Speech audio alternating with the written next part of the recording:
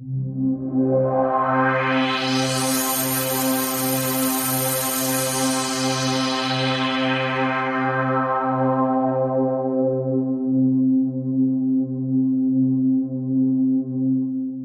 everyone.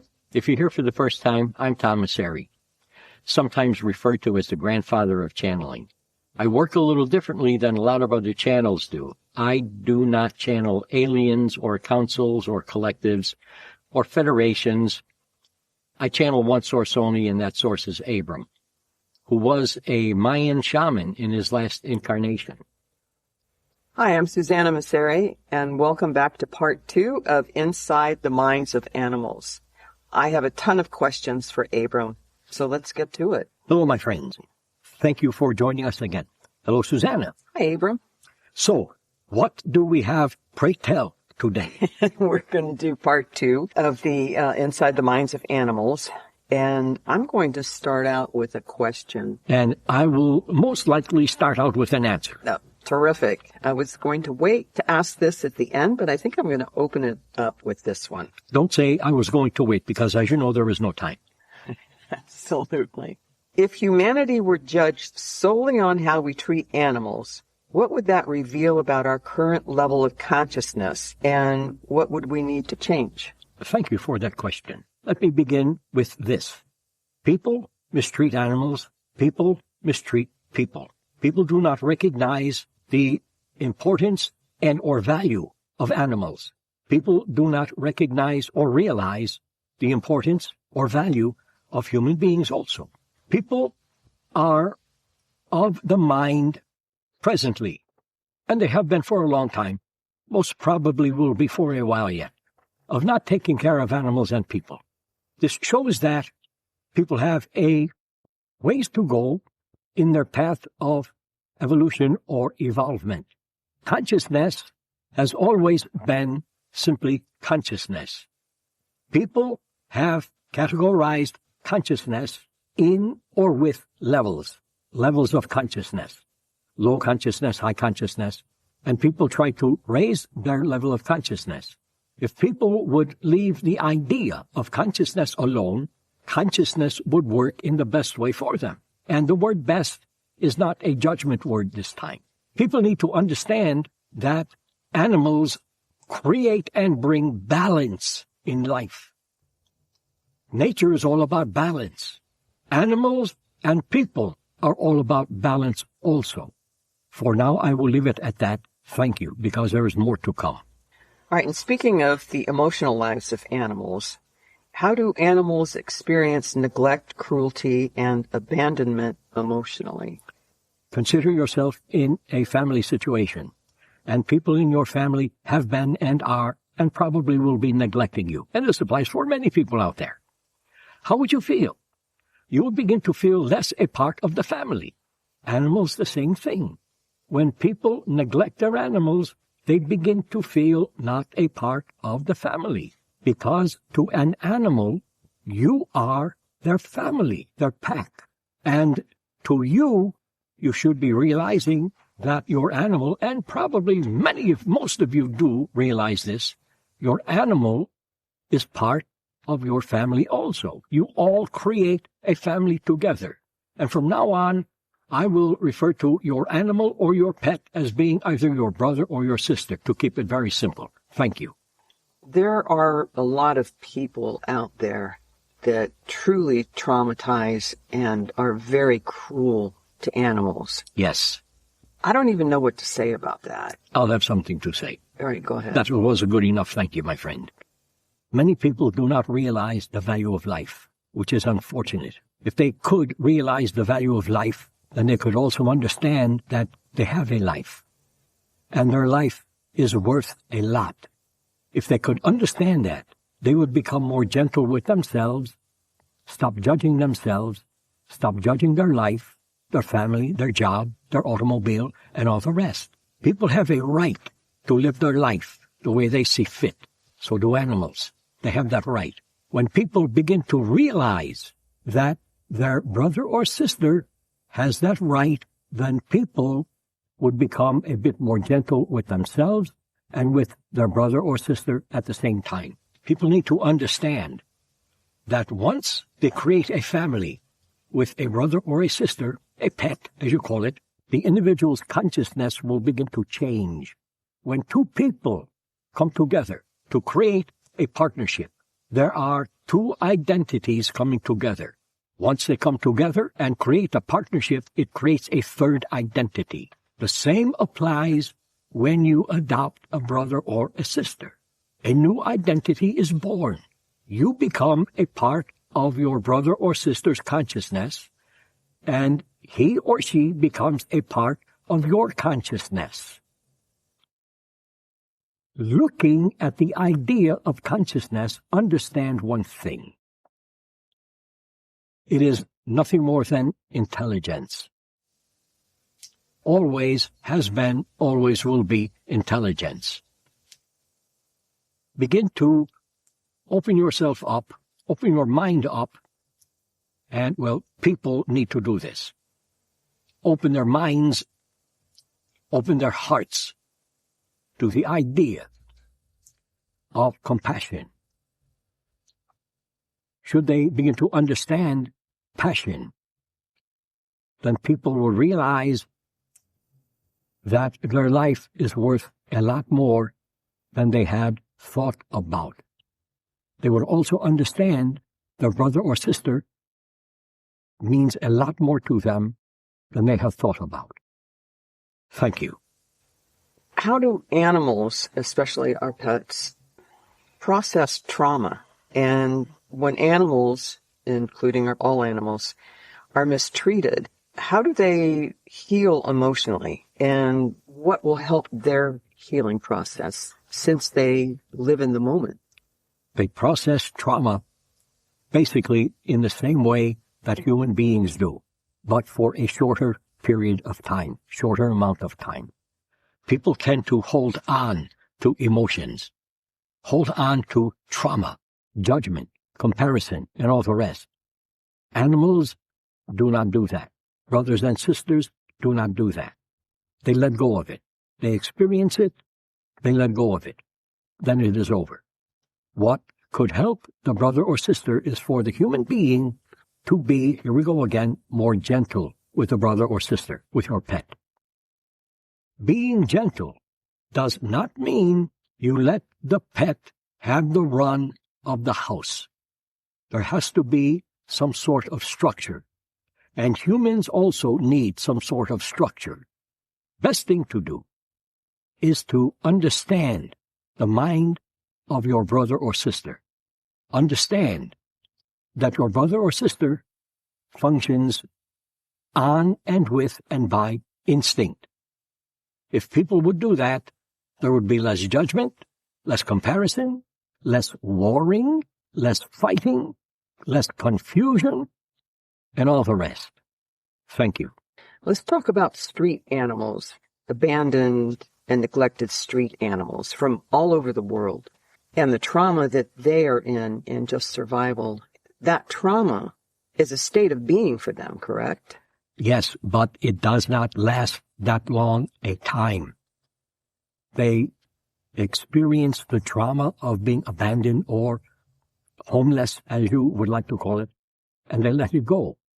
And they use their instinct for survival. It becomes a matter of surviving. At the same time, they are also hoping for and looking for a family to be with, either for the first time or again. People have a brother or sister. They do not want to deal with them anymore, so they put them in the automobile, go for a ride, let them go, let them out, and drive away. The animal experiences the neglect, the trauma of being abandoned, but in a short time, the brother or sister, the animal, the pet, will let go of the trauma and begin functioning again on instinct, survival. Again, hoping for, looking for a family to join and to be with. Animals understand life and death. They understand it, whereas people fight life and death too many times. Understanding life and death allows the animal to be within its own self, within its own consciousness, within its own conscious mind, because Animals have a conscious mind, yes. And animals always know how to take care of themselves. Always. People could learn a lesson from that. Thank you. How do animals perceive and understand that they are loved and protected? When you have a pet, your brother or your sister, they do not expect much of you. Just some love, some food every now and then, companionship, and sometimes protection. Sometimes you protect them, but usually your brother or your sister will be the one protecting you. That is their job, to protect you. When they enter your family, you become their pack, they become your pack, your family. It is their job then to protect you, protect your home, your house, and all the rest. Thank you. Separation anxiety happens within animals and cats and dogs. That's what I'm really going for. Sometimes it may be circumstances within the family. They may be picking up, because they're so closely tied to us emotionally, they may be picking up anxiety from someone else in the family. But are there circumstances when they're just kind of born that way? Yes. So are people. Some people are born with separation anxiety. They cannot be alone. They feel abandoned. If they were in a relationship and suddenly they are alone, they feel abandoned. Animals, the same thing. The best thing to do is to always assure your brother or sister that they are a part of your family, and it can be no other way. And you are to heal them, protect them, provide for them, and let them know that they do the same for you. There is a mutual understanding between humans and their brothers and or sisters, a mutual understanding of compassion, love, taking care of each other, protecting each other, giving each other ideas as to how to live a more productive, more complete life for both people and brothers and sisters. If you have a dog or a cat, especially a dog, here we go again. Watch your dog. Learn from your dog. Learn a bit more how to trust your instinct. Learn a bit more how to judge less. Learn a bit more about and to have compassion, not only for yourself, for your brother and sister, but for other people as well. Everything begins within you, as it does within your brother and or sister. But when you come together, you have a family unit. I will leave it at that. Thank you. The next question I have, I would like to begin with a short story of an experience that I had. All right. And that'll take us directly into the question I want to ask. I was at the dog park. This was before Jack. I had two other dogs. I was at the dog park. They were off wandering around. We had a large place for the dogs to go swimming. And I was sitting by myself underneath some oak trees. And there was a dog across the pond who was barking at me quite a bit. At first I didn't pay attention. But the dog was barking at me quite a bit. I had a ball cap on. And I walked over to the man and the dog. And the dog was just wading kind of in the water. Not waiting, but wading. And I walked over, and the dog began to communicate with me and tell me that he was so happy to be with his pet parent. And I was talking to the gentleman, and I said, I'm sure your dog is really happy that you adopted him, because he told me he had gotten him from a shelter. And he went on to tell me different things about his situation. He said, the dog said that in the adoption center, or shelter, he was really in a shelter, and he knew someone was coming for him. And so he wasn't upset about being in the shelter. And the gentleman told me, I'm wondering if I should go back and get him a companion. And the dog told me, he said, yes, but make sure it's a female, because he was a male dog. So a lot of things happened after that experience. But my question is, when a dog is in a shelter, let's say the Humane Society or some other kind of shelter, do they know if they're going to be euthanized, whether someone is coming for them, or whether they're going to be there a long time. Yes. So they're aware of all of that. They're totally aware of their situation and what's going to be happening to them. Yes. People do not go looking for a pet, a dog. You do not choose your dog. And this applies for cats also. Your dog will choose you. Your dog has the unique ability to extend its consciousness throughout time and space, connecting its consciousness with your consciousness or people's consciousness. And they choose their new brother or sister human being. And they know that that person is coming to adopt him or her. They know it. They also know when their life has come to an end. Can be about anything. Illness, old age, can be about anything. And they know and understand they are going to be euthanized. They understand this. Understand one thing. Dogs do not have any judgment placed on life and death. They are both the same to a dog. The dog understands death is a part of life. Life is a part of death. 99 times out of 100 times, when being euthanized, a dog will have no fear. Should the dog have fear, it will be because of people around the dog.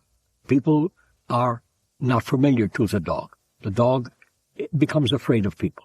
So it seems that the dog is afraid of being euthanized, but no. Usually, the dog will welcome it, knowing that it will just continue, just like people do. When you die, you will just continue. Dogs understand this. People fight that because people do not know what they are going to experience in death. Dogs do know that. Being in a shelter is only a place for the time being for a dog, whether it be adopted or euthanized. Either way, the dog understands what is going on.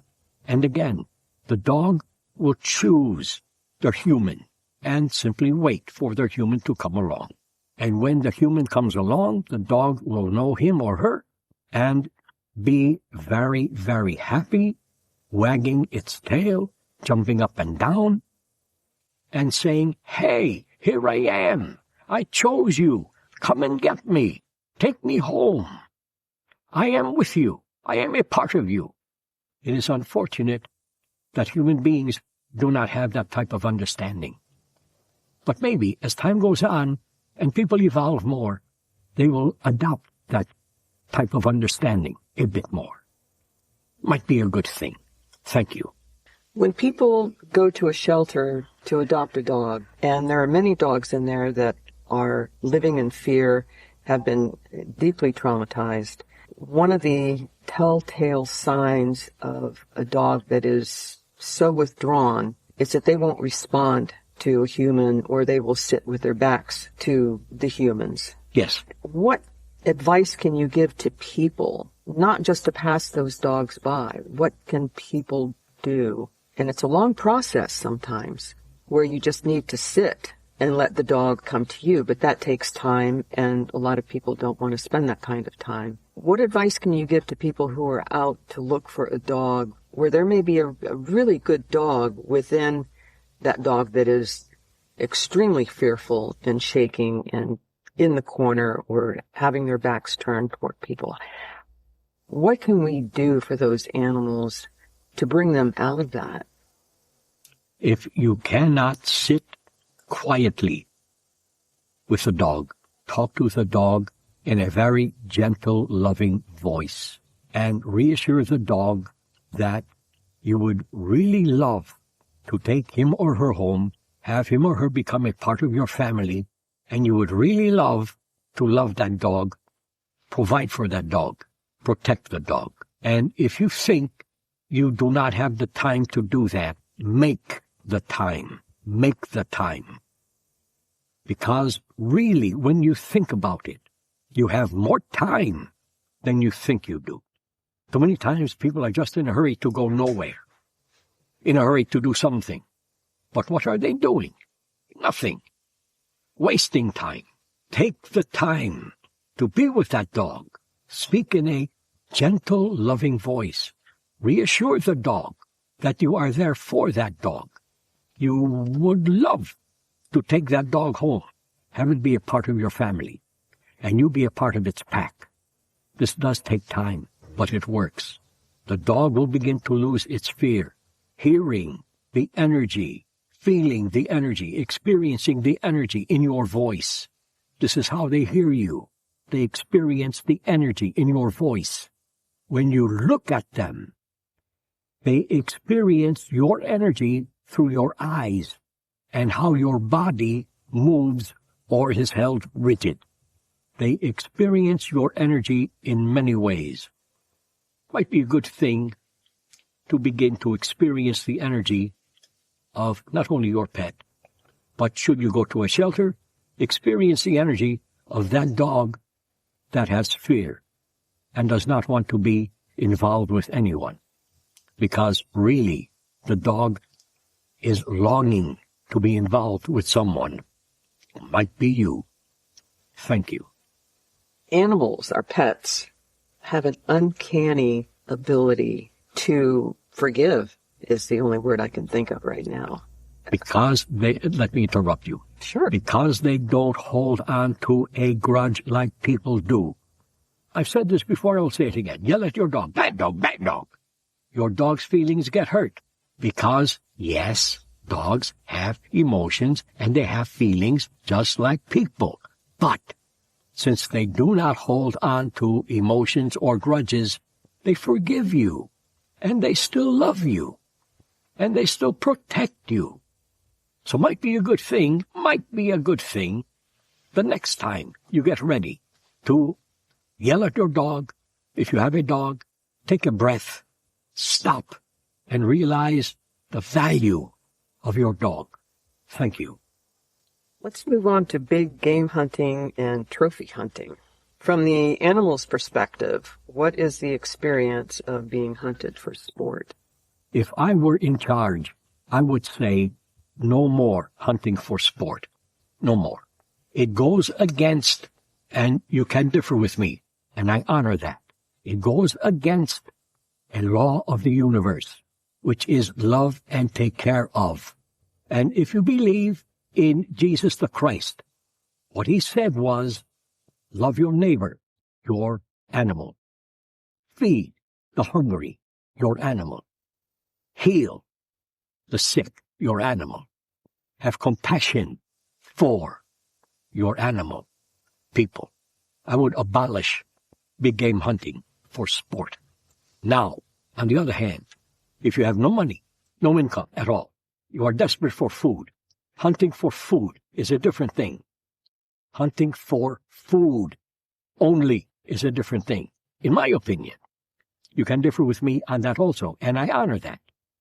Animals know that it is their job to provide for you, become food for you. They understand your situation. They understand it. They understand they are part of it. This is different than big game hunting for sport. Thank you. So animals are very well aware when they design their life to come into this physical reality that they are going to be here for food. Absolutely. How does the suffering of animals affect the collective consciousness of all? Energy is everything. Consciousness is energy, and it is everything at the same time. There is only consciousness. When an animal suffers, human beings suffer because of collective mass consciousness. Everyone, everything exchanges energy through consciousness all of the time. Your animal is always exchanging his or her consciousness with yours all the time. You are doing the same with your pet, with your brother or sister. There's always an exchange of all emotion all the time between animals and people. But since animals do not judge, they get over it, not holding a grudge. If it is a bad emotion that they are experiencing, they will experience it, let it go, and move on. Instinct. They have an uncanny experience, an uncanny talent, uncanny ability to focus in on using their instinct to create their reality. They do not categorize. They do not put labels on things like people do. Thank you. When people engage in big game hunting and trophy hunting, what does that say about that person who revels in that kind of importance? The individual needs to feel important for some reason. People do things to other people. People hurt other people. People judge other people. People control other people. And those people are lacking within themselves. They're lacking self-esteem, self-importance, self-worth, consciousness, and all the rest. And when they judge, control, and hunt for sport and all the rest, they think it makes them feel good. It might for a time. If people would realize their own self-worth, self-esteem, their own consciousness, their own value, then they would be less inclined to judge, control, hurt, and all the rest. People need to take a long, hard look at themselves. And let me be blunt. Too many people are sleeping. Too many people are confused. Too many people do not know where their life is going, where it is heading, and they really need to look at the idea that they just might have the power to change all of that in their life and in their reality by loving the self a bit more, having more compassion for the self, for other people, and for animals as well. Thank you. In factory farming, life can be very cruel. What can we do to move away from large corporations and the factory farming and giving animals a better life, even though they know that they're coming in as food? How can we as the society all around the world treat animals better than mass farming like this that we have? By understanding your own self-worth, by understanding your own self-acceptance, self-allowance, by understanding your own consciousness, by taking yourself out of the idea that you need to control, by bringing in a bit more acceptance and allowance of all ideas. All ideas. All ideas. But as your society is going along in this time, that is going to continue for a while yet. But as people evolve more, there will be less of that, which is a good thing. Thank you. Right now, everything comes down to money. People just want to make money. These large corporations want to make money. It always has come down to that. It always will come down to that until people understand their power to change society, to change their own reality. Finish your question. I interrupted you. Oh, that's fine. What responsibility do consumers have as far as what they buy? Because quite a bit of our decisions are made with what kind of money we have. What responsibility do we have? Nature provides everything you need to sustain your life. Grow your own food. Grow your own food. You might find that it is actually fun to grow your food. And you might find that it is actually fun to eat the food you grow. And you might find that eating the food you grow means something to you more than going to the grocery store, spending your money, and buying food. Look at the idea of food as being a part of your being. It might be fun to begin growing your own food. Start small and expand as you go along. If you would like to try it out, I guarantee you one thing, and that one thing is you enjoy eating a lot more than simply buying food at the store. Thank you. That would take a lot of programs, educational programs, for people to learn how to grow their own food. No, not really, because you have your internet. You can find anything you want at all on your internet. You can find people telling you how to grow food, stories on how to grow food, articles on how to grow food. Thank you. That's true. That's absolutely true. There are also plenty of companies that sell non-toxic pest control things. So I've just never had any success with growing vegetables. But that takes time and educating yourself and a commitment. And that is why you have not had success, because you did not give it enough time. I fed a lot of bugs. So somebody ate. Everyone has to eat, absolutely. But when you grow your own food, use vinegar on the ground to reduce the infestation of bugs. Very simple. Use vinegar. That will help. Continue, my friend. Okay. All right, let's talk about our encroachment on wildlife and how we just keep building and building and building and keep pushing animals. I think, let me interrupt you. Thank you. I love you. I think that would be a good topic for part 3. Part 3. Okay. We have covered a lot today. We have. Thank you, Susanna. Thank you, Abram. Thank you, my friends. I've enjoyed being with you. Again, this is fun for me. I have had fun with you. Have fun no matter what you do. If it is really hard for you to have fun, pretend you are having fun. We will see you next time. Thank you again, my friends. Thank you, everyone. It's always a joy. Please hit the like button, share, leave a comment, subscribe. We appreciate you. We love you. And we'll see you next time.